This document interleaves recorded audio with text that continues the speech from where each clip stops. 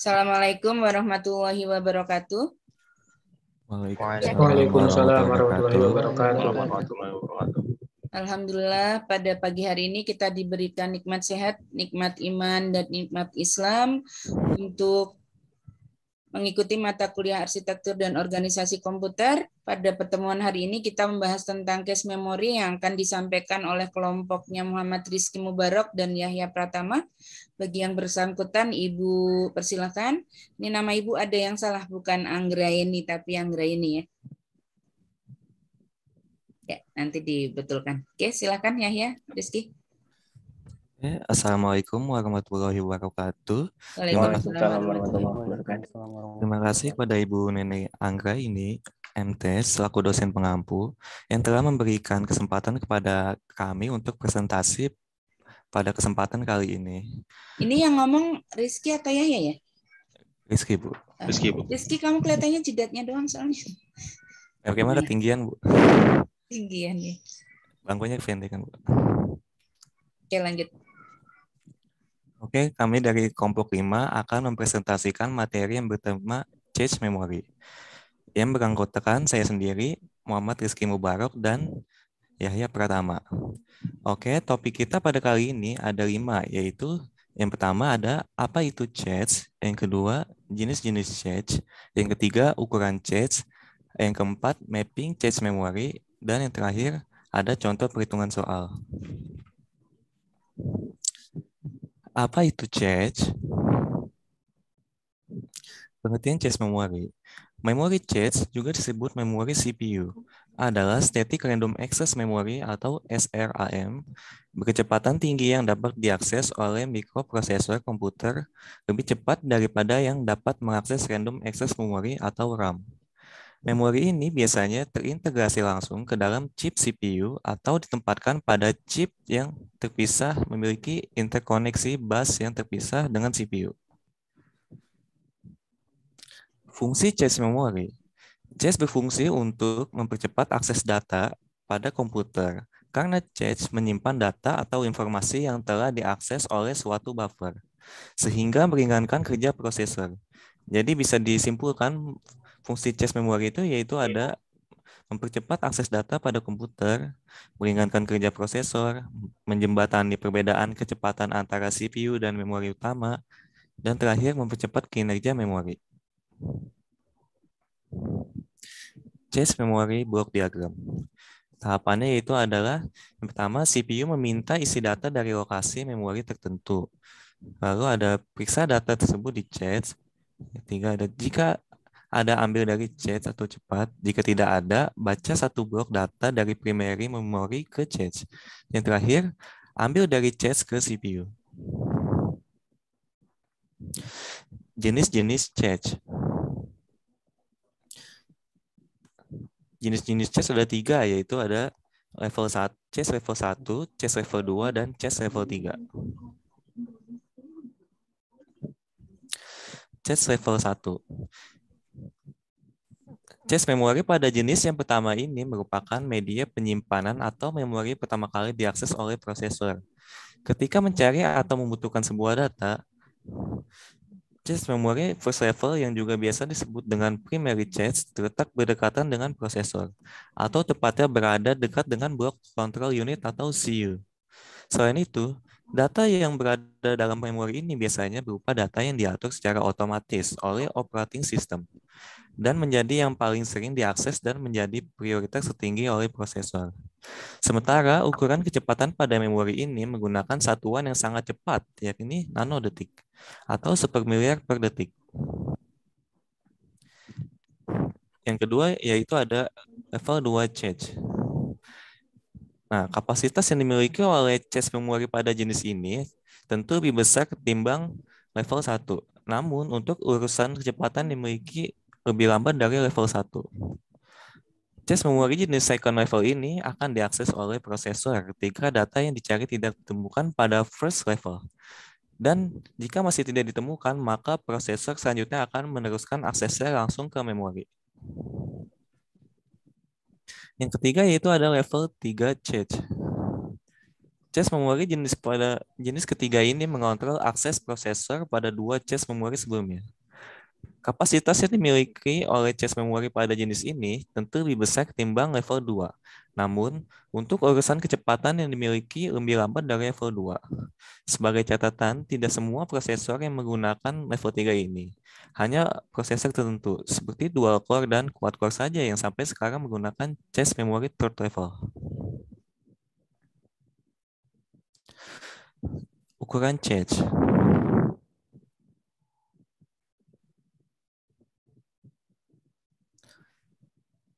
Ukuran cache memori sangat penting untuk mendongkrak kinerja komputer. Dari segi harga, cache memori sangat mahal, tidak seperti memori utama.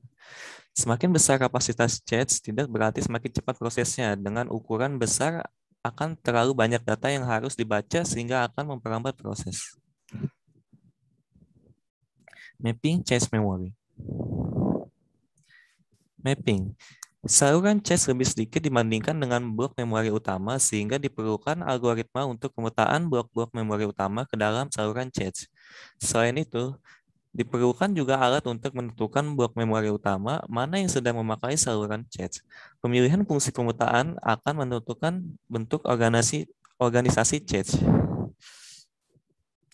Materi selanjutnya akan dilanjutkan oleh Saudara Yahya Pratama.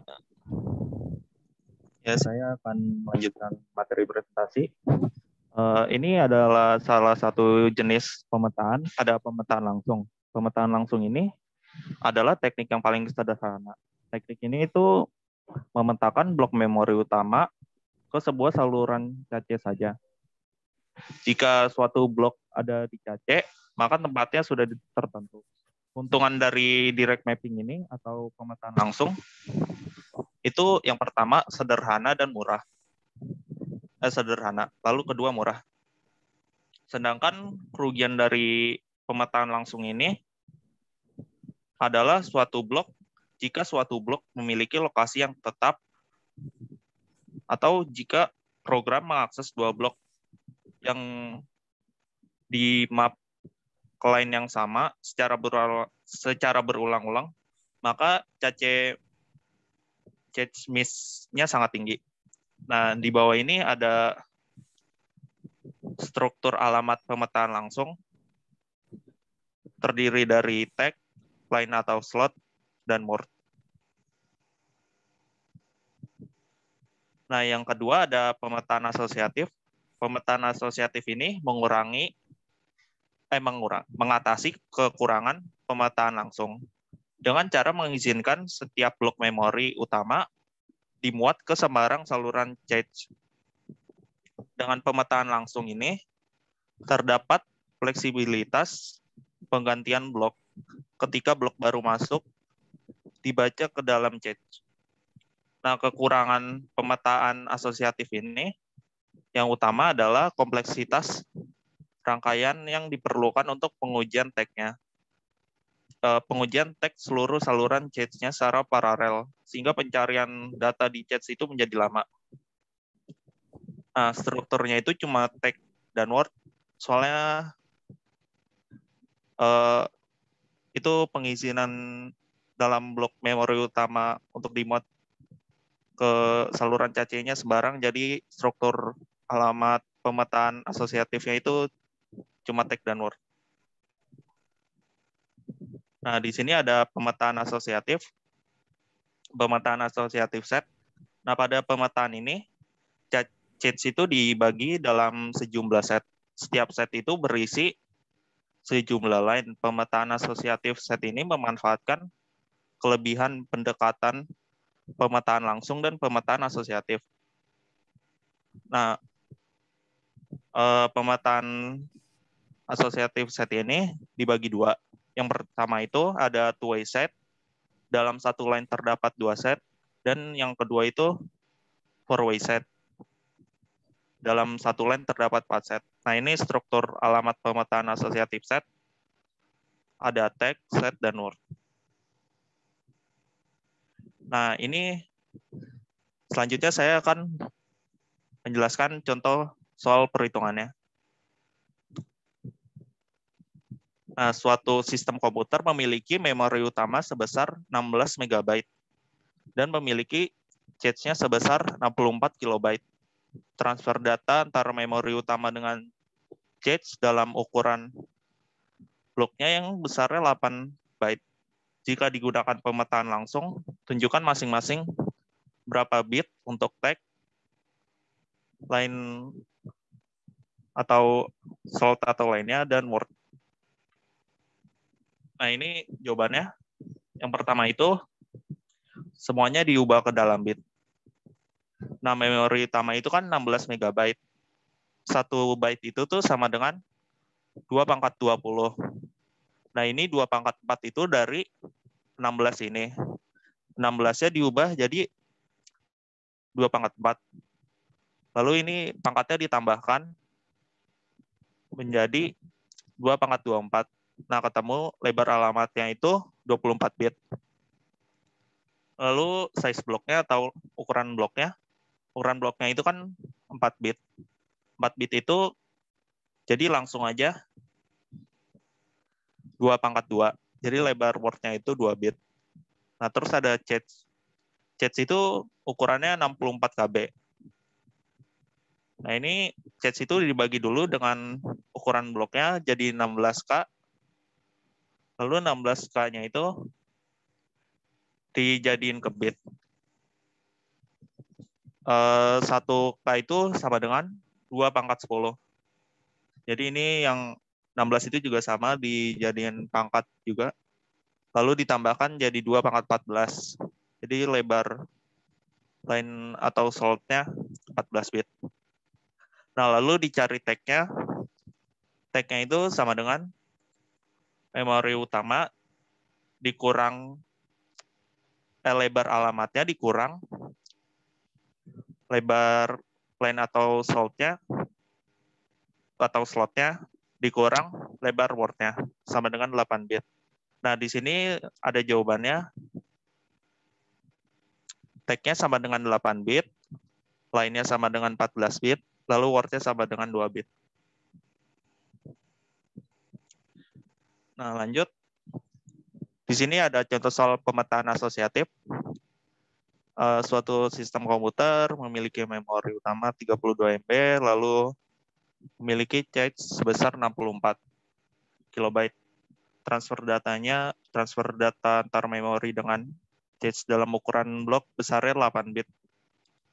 Nah, langsung ke penyelesaiannya saja. Nah, di sini yang dikonversikan ke bit itu cuma memori utama dan size block. Ini 32. Ya, di sini 1 MB sama dengan 2/20 dikali ini diubah ke pangkat 32-nya jadi 25. Jadi 25 bit lebar alamatnya. Lalu ukuran bloknya diubah juga ke dalam pangkat lalu diubah ke bit. Nah, di sini langsung dicari saja tag-nya. 25 dikurang 3 sama dengan 22 bit. Nah, di sini ada jawabannya lebar alamatnya 25 bit, terus tag-nya 22, lalu word-nya 3 bit.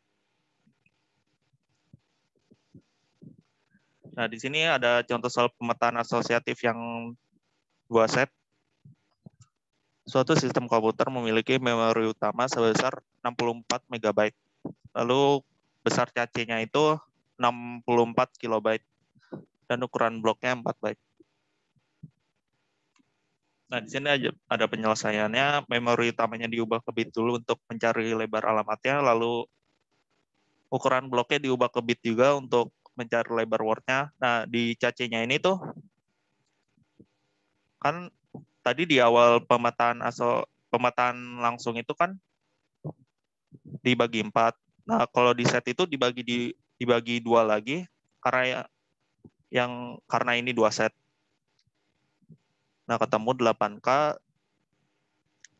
8K itu sama dengan 2/10 dikali 2/3 ditambah 2/13, setnya 13 bit.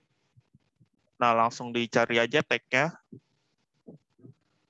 Jadi 26 dikurang 13 dikurang 2 sama dengan 11 bit. Nah, di sini jawaban struktur alamatnya ada tag-nya 11, set-nya 13, sama word-nya 2. Nah, di sini soalnya sama, cuma pemetaan asosiatif four-way set.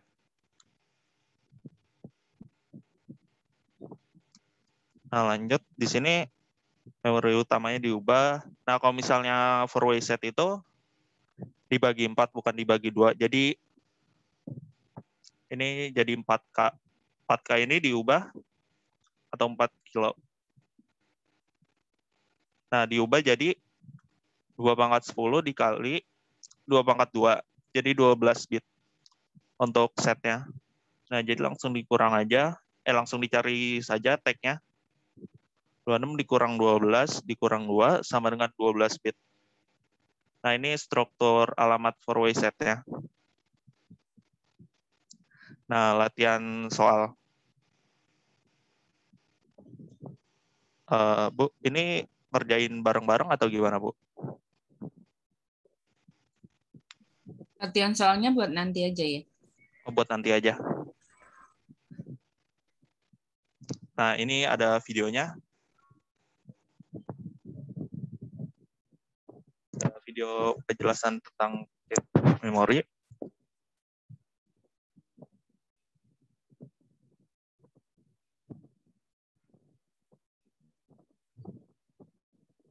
Ada suaranya nggak?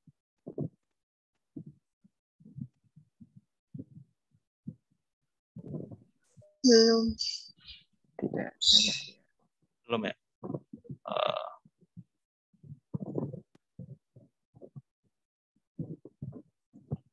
Which is DRAM or dynamic RAM? Ada. Ada suaranya. Ada. Oh, ya.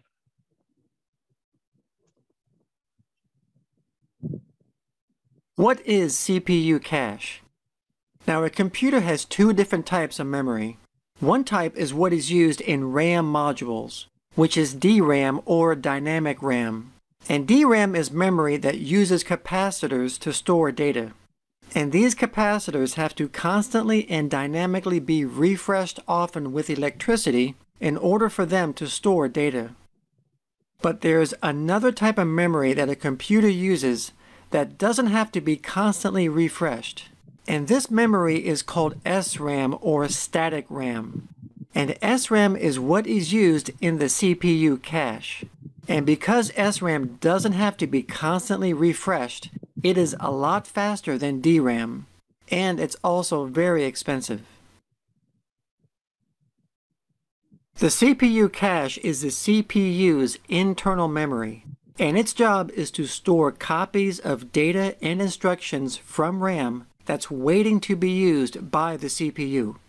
So basically what the CPU cache does is that it holds common data that it thinks the CPU is going to access over and over again. Because when the CPU needs to access certain data, it always checks the faster cache memory first to see if the data it needs is there. And if it's not, then the CPU will have to go back to the slower primary memory or RAM to get the data it needs. So that's why cache memory is so important, because if the CPU can access what it needs on the faster cache, then the faster the computer will perform. So basically the whole idea behind cache is to make the computer run faster at a cheaper price. Now, a computer can run without the CPU cache, but it would be a lot slower, because even though RAM is becoming faster, it still can't feed the data to the CPU fast enough, because CPUs have gotten so fast that a lot of times the CPU is waiting around doing nothing while it waits for more data, and this creates a bottleneck.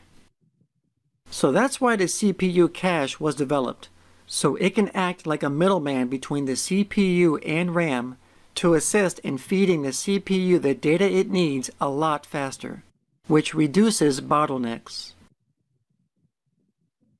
CPU cache comes in 3 different levels. For example, there's level 1 cache, which is also called primary cache. And level 1 cache is located on the processor itself, so it runs as the same speed as the processor. So it's very fast and is the fastest cache on the computer. And there is also level 2 cache, which is also called external cache.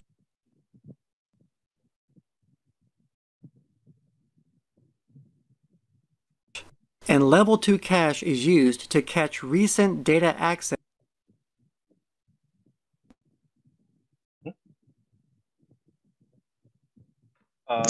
Maaf Bu, ini Word-nya ke-close sendiri.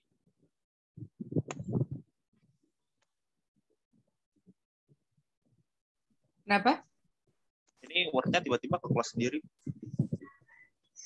Videonya. Enggak, Word-nya.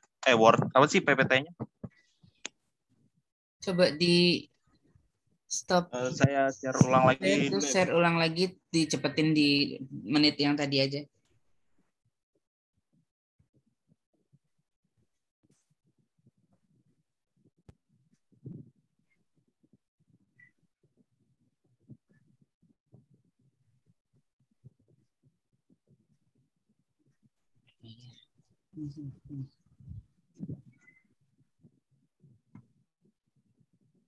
Memory is so under basically the because nothing was developed, so it can act like the CPU. For example, there's level cache is low speed as the processor, so it's very fast and is the fastest cache on the computer. And there is also level 2 cache, which is also called external cache. And level 2 cache is used to catch recent data accesses from the processor that were not caught by the level 1 cache. So in a nutshell, if the CPU can't find the data it needs in the level 1 cache, it then searches the level 2 cache for the data. And if the CPU can't find the data in the level 2 cache, then it searches the last level of cache, which is level 3. And level 3 cache is used to catch recent data accesses that were not caught by the level 2 cache. And finally, if level 3 doesn't have the data, then the CPU has to go back to the slower RAM to find the data it needs. Now, in earlier computers, level 2 cache was located on a separate chip on the motherboard, or in modern CPUs, it would be located on the processor. Level 2 cache is larger than level 1 cache, but it's not as fast as level 1 cache. And level 3 cache is also located on the processor. Level 3 is larger than level 2, but it's not as fast as level 2 cache.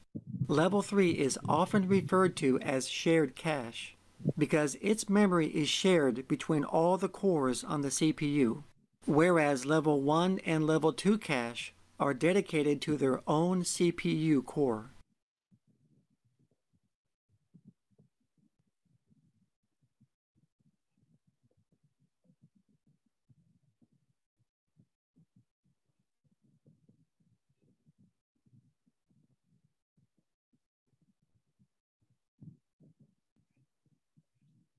Selanjutnya saya akan membacakan dalil yang berhubungan dengan materi presentasi yang sudah kelompok kami bacakan.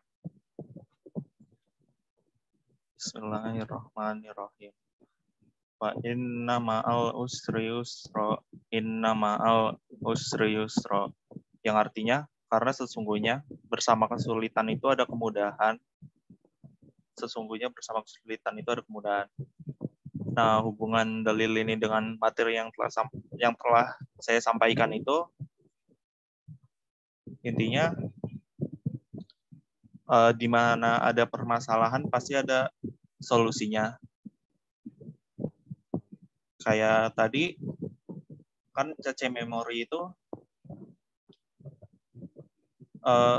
jika CPU tidak dapat mencari memori di cache level 1, dia akan ke cache level 2. Jika tidak ada memori atau data yang dicari di cache level 2 itu, dia akan level 3. Jika tidak ditemukan juga, maka dia akan ke memori utama.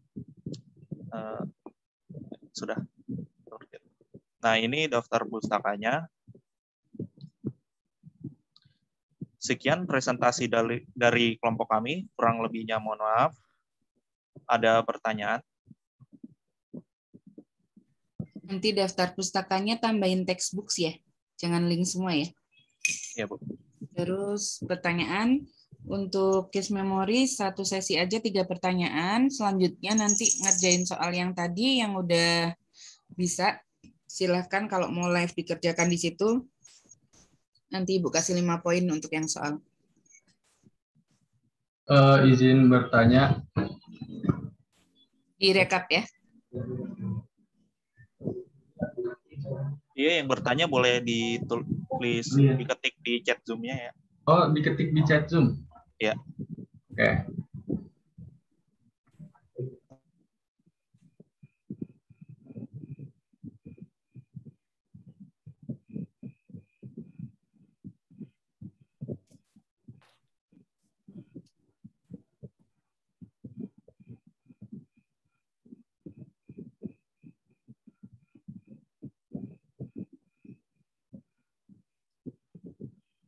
Nah, ini sudah 3 pertanyaan. Sudah 3 pertanyaan, sambil yang maju cari jawabannya. Tadi kan PPT-nya udah di-share di grup. Yang lain dari soal hitungan itu, kalau ada yang mau coba mengerjakan, kalau udah selesai, yang mau maju silahkan. Ini saya Jadi bisa paralel. share screen ya, Bu. Boleh.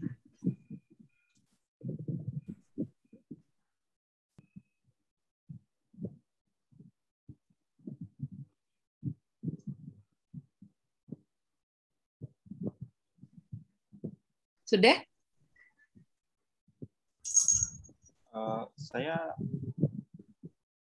Saya akan menjawab pertanyaan dari Rio Rizky. Apa kekurangan dari adanya cache memori?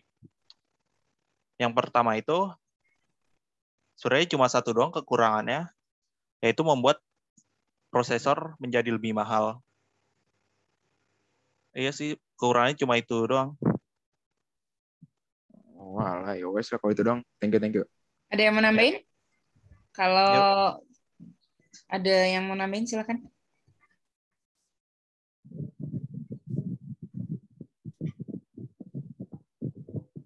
Oke, ada. Oke, skip ke pertanyaan selanjutnya. Saya akan menjawab pertanyaan dari Fadil yang pertanyaannya yaitu berapa besar ukuran cache yang paling ideal dan cepat untuk digunakan perangkat komputer jika semakin besar kapasitas cache tidak berarti semakin cepat prosesnya. Jadi semakin besar cache tidak berarti semakin cepat prosesnya. Dengan ukuran besar maka akan terlalu banyak gate pengalamatannya sehingga akan memperlambat proses. Nah, sejumlah penelitian telah menganjurkan bahwa ukuran cache yang paling ideal adalah antara 1 KB dan 512 KB. Itu aja sih, Bu. Apa yang nanya tadi, udah paham? Udah, Bu. Terima kasih ya. Oke. Lanjut, pertanyaan ketiga. Selanjutnya saya akan menjawab pertanyaan dari Fardal. Kenapa cache memori itu lebih mahal daripada primary memory? Nah, pertama, primary memory itu kan menggunakan DRAM. Struktural DRAM itu kan sederhana, hanya memiliki satu transistor dan kapasitor untuk per bitnya. Nah, sedangkan cache memory itu kan menggunakan SRAM atau static RAM nih. Dia itu membutuhkan lebih banyak transistor dan kapasitor. Seperti itu. Berarti lebih mahal di itunya ya, transistor sama kapasitornya. Iya. Lebih membutuhkan banyak komponen. Oke.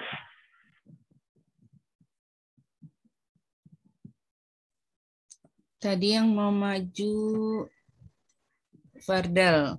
Fardal bisa share screen. Bisa tulis-tulis ya pakai pen atau pakai apa gitu ya. Sambil dijelasin ya Fardal. Ada berapa soal oke. tadi? 3 ya? Soal hitungannya ada Ada berapa? 4 soal, Bu. 4. Berarti nomor Fadar 1, Raisa 2. Nomor 3, 4 ada? Silakan. Fardal dulu.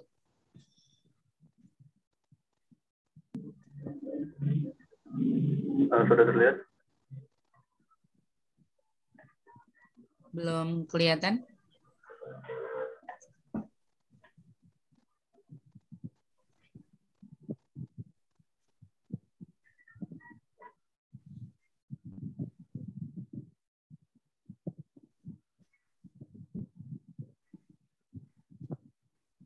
Udah kelihatan belum, Bu?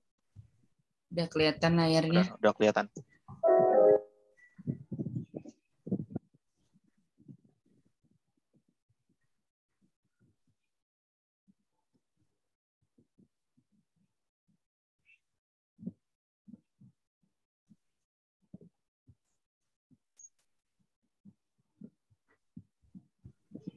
Ini masih belum nih?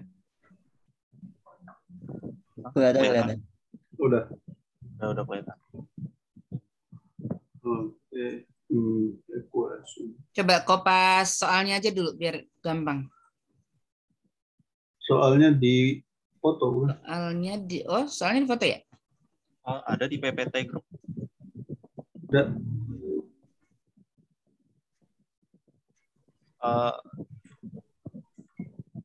Ini nggak ada sih. Enggak, itu salah PPT yang satunya lagi.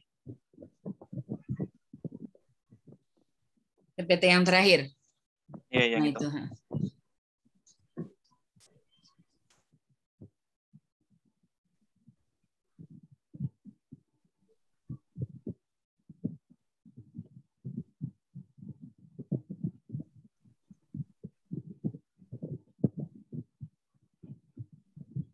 Nah, udah diblok aja semua tuh A, B, C, D, E. A, B, C, D, E sampai D.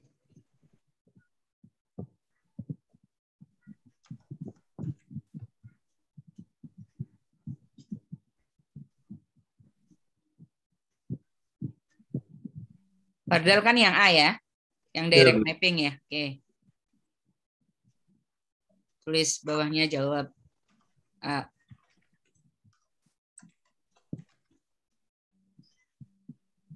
Jadi yang itu kan dia satu memori utamanya 1 giga. 1 giga itu 2/30.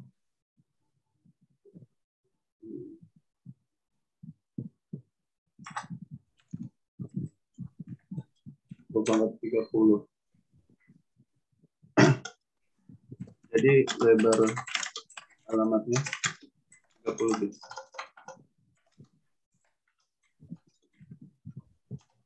Lalu Sebentar, Fardal. Sampai sini udah pada tahu yang lain kenapa 1 giga itu 2/30? Kalau nggak ngerti tanya aja daripada nanti di bawahnya bingung. Saya belum ngerti, Bu. Ya, saya masih kurang paham. Jadi ini asalnya dari deret bilangan biner yang kemarin Ibu terangin di Sisdik ya. 2/0, 2/1, sampai 2/10. Begitu 2/10 dia 1024 kan. Jadi 1024-nya bit itu 1 byte. 1024 byte 1 kilo. 1024 kilo 1 mega. 1024 mega 1 giga. Dan seterusnya. Jadi karena ini satuan terakhirnya adalah bit, kan dia 1024 itu pangkat 10 ya. Jadi ke kilo, mega, giga, jadi itu 30. Sebenarnya itu 2/10 dikali 2/10 dikali 2/10. Kalau giga ke bit. Bentar, kalau bingung. Kalau ini 1 mega jadi 2 pangkat berapa? Ke bit. 20 itu 2/10 kali 2/10. Kalau dia kilo 2/10. Kalau dia tera 2/40. ya, oke. Paham ya? Oke, paham, Bu. Makasih, Bu. Oke, next. lalu ada size bloknya itu 8. Keatasin lagi Fadel layarnya.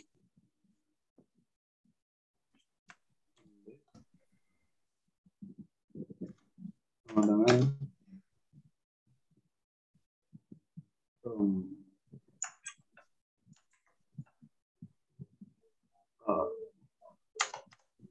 gini aja boleh 2/3 Boleh. lebar Word sama dengan 3 bit. Lalu untuk catch-nya dia 64 KB dan dibagi 4 sama dengan 16K itu 2 pangkat 10 dikali 2 pangkat 4 sama dengan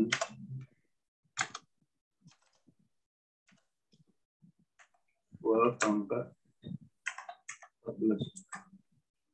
Maka lebar atau slotnya 14 bit. Jadi sisa tag-nya adalah lebar alamat dikurang word dikurang slot sama dengan 12 bit. Gitu, Bu.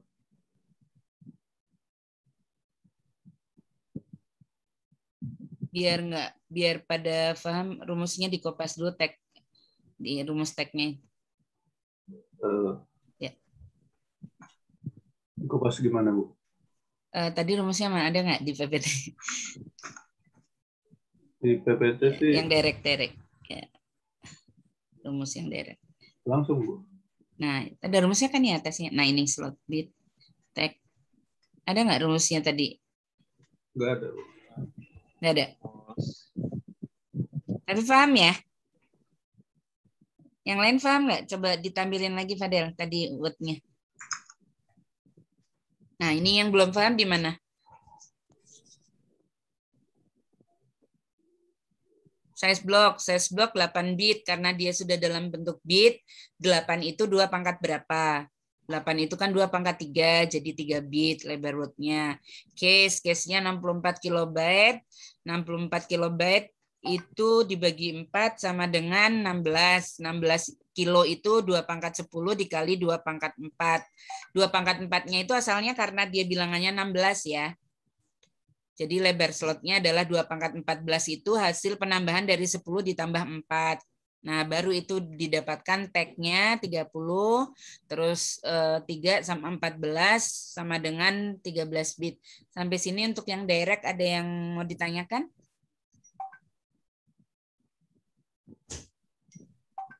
Udah paham semua? Ntar nih keluar loh di UTS.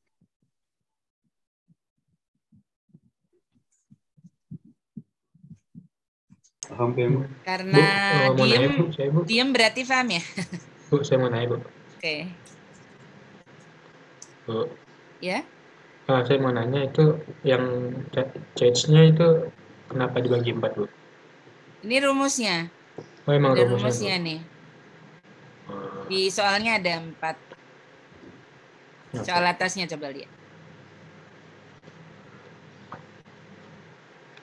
4-nya asalnya dari 1 giga sebesar 64 kilobyte, transfer rate ukuran tempatnya dari mana, Fadel? Di direct memory dibagi 4 channel. Rumusnya emang udah begitu ya, Yahya, Rizky? Itu cacingnya harusnya dibagi sama size block ya? Dibagi Jadinya sama? Size block ya? 64-nya itu dibagi sama 8, bukan dibagi 4. Oh, 8, salah berarti. Berarti ini 8. Maka 3. Maka ini. Nah, maksud Ibu rumus ini loh, Yahya. Ada kan di PPT kamu? Bahwa mencari case itu adalah case-nya dibagi size block gitu ada? Saya nggak nulis rumus kayak gitu sih, Bu. Langsung aja. Nanti tambahin ya? Ya, Bu. Udah kelihatan.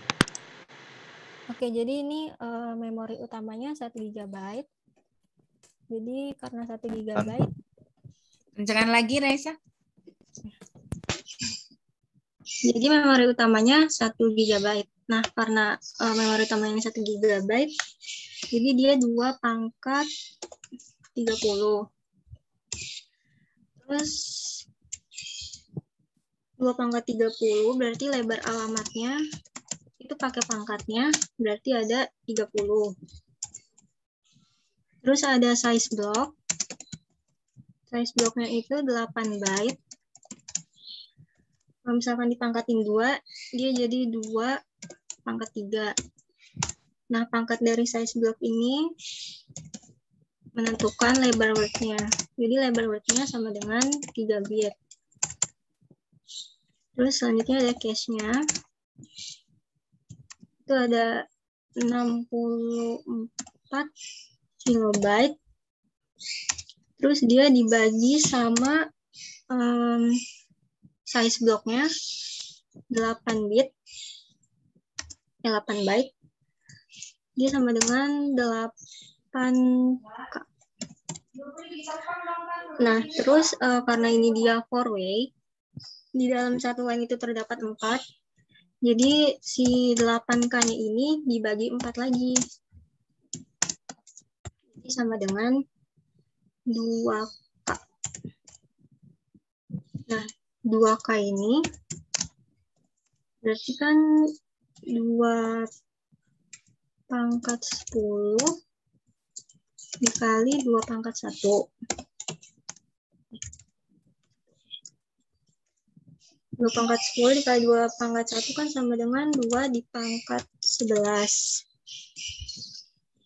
Terus pangkat dari perhitungan cache ini sama dengan setnya. Jadi satu setnya sama dengan 11 bit. Jadi untuk associative mapping yang 4-way ini tag-nya itu besar dari alamatnya 30 dikurangin sama besar dari word-nya 3. Habis itu dikurangin juga besar dari setnya 11. Jadi sama dengan 16 bit. Terus selanjutnya ada set itu 11. Terus ada juga word sama dengan 3. Selesai.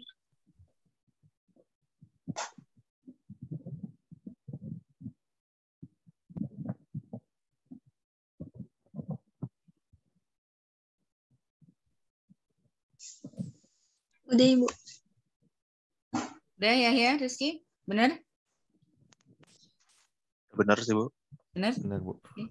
Yang lain masih ada yang mau ditanyakan?